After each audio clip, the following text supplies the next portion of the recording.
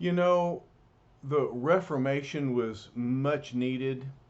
We applaud much of what happened and we appreciate the reformers. But the nature of the magisterial Reformation led to internal problems. That is, of course, the magisterial Reformation maintained the union of church and state because the reformers needed the magistracy to establish and maintain the Reformation, whether it was the German princes, the Swiss city councils, the monarchy in England. Nonetheless, this magisterial reform movement maintained the connection of church and state, and so that made political wars into religious wars. And so today we're going to talk about one of the great European wars, the 30 Years' War, that seemed to pit Catholics versus Protestants. Now, let me insist that all wars are political in nature. They're about power, land, wealth, prestige, but often there is a religious veneer in those nations that are united with a religion, and they're depending upon religion to be the cement of the state. Then all wars become holy wars because, after all, God is on our side. And so we see through the 16th, 17th centuries, we see a series of civil wars where Catholics take the field against Protestants to determine who will be in charge of that territory. Now, there were religious wars in Scandinavia, the Holy Roman Empire, the Netherlands, France, and even in England, as we have seen. And these wars are all outlined for us in Justo Gonzalez.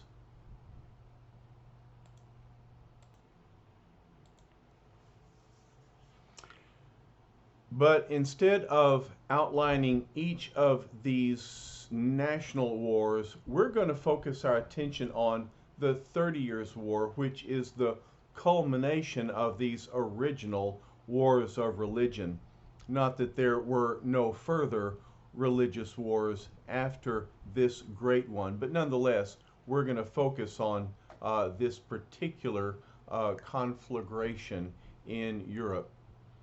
So, these religious wars lasted for 100 years in Europe, starting in 1546, lasting until 1648.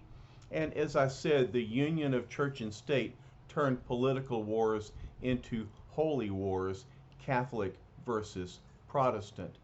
Now, in 1607, Catholicism was forcibly reintroduced into Donauwörth, Germany. So, in response, in 1608, the Protestants formed an evangelical union, an alliance of Protestants to defend themselves against the Catholics, who in turn formed the Catholic League in 1609. Now, nearby in Bohemia, Protestants began a revolt in 1618. The king sent his Catholic advisors to Bohemia to enforce the Catholic domination of Bohemia. And in response, the advisors were literally thrown from the window. This is called the defenestration of Prague. Fortunately, there was a wagon full of hay beneath them. I'm not sure if they knew that was there. And so the advisors lived, but this insult to the king began the 30 Years' War in 1618. Bohemian Protestants then elected Frederick of the Palatinate. He was a Calvinist as their king. But in the subsequent war, Protestants were defeated by the Roman Catholic Habsburgs. So in the beginning of this conflict, the Protestants were at a serious disadvantage. The Protestant League was led by Denmark and North German Lutherans. The Catholic League was led by the Habsburgs and South German Catholics. Their commander was the very capable Albert of Wallenstein. So again, in these early years, the Protestant League had little success against the Catholic League, but in 1630, and for the next couple of years, Sweden's King Gustavus Adolphus won temporary Protestant victory until, unfortunately, he died. And so for the next 16 years, 1632 to 1648, the war turned into a military stalemate, and there was chaos in the Holy Roman Empire until finally in 1648, the Peace of Westphalia was the treaty that brought the 30 Years' War to an end.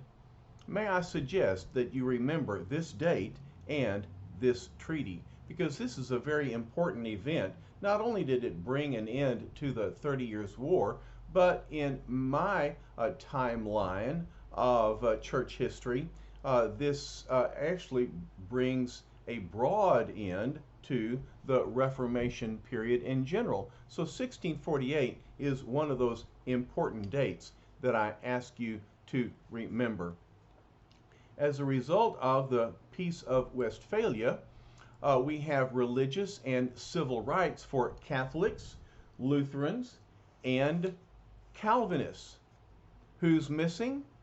The Anabaptists and the other dissenters. Their rights were not considered by the Peace of Westphalia. As a result of this treaty, the ruler determines the religion of each region.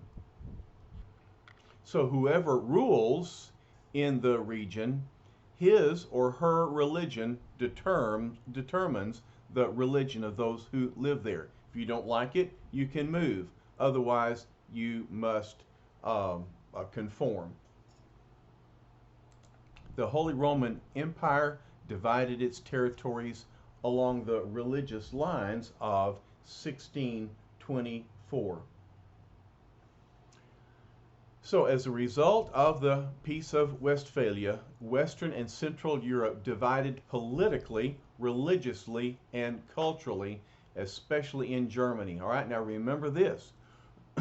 Northern Europe was largely Protestant. Southern Europe was largely Roman Catholic. We can see this in as we think of the map of Europe.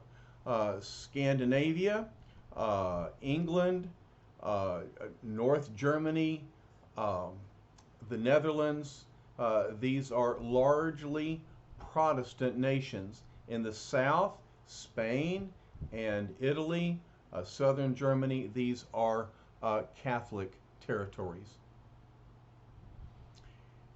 Now, this is important for us to remember.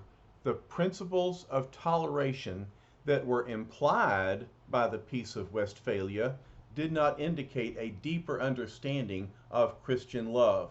In other words, it wasn't Christian love that brought the 30 Years' War to an end. It was a growing indifference to religious matters.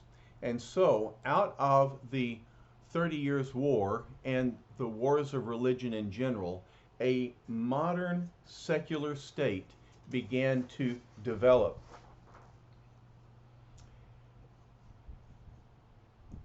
And Europeans began to have doubt in the dogmatic, conflicting statements of orthodoxy, whether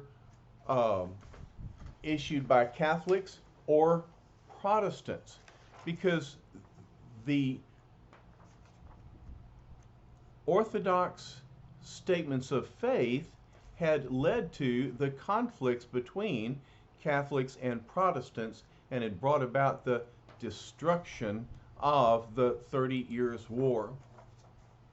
During the 30 Years' War, there were 17 to 18 million people who were killed, including civilians, women, and children. That's 50% of the population died, a displacement of the population throughout Europe, and all because of these religious wars.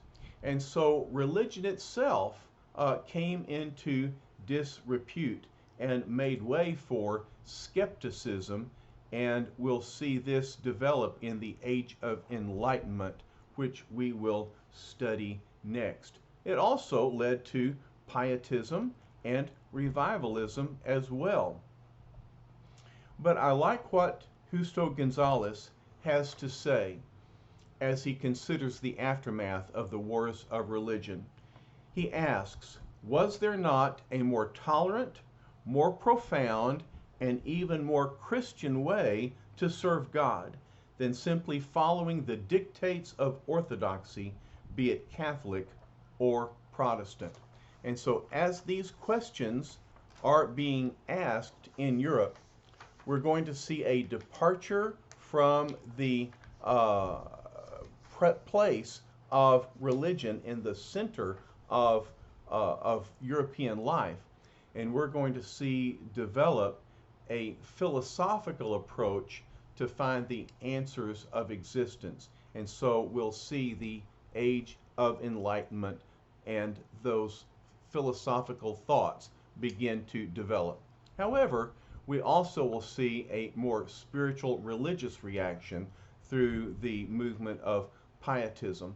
All of these ideas we'll consider going forward. So thanks for paying attention through this very brief survey of the 30 Years' War, and I hope that you'll learn more about the wars of religion through your reading in your textbook.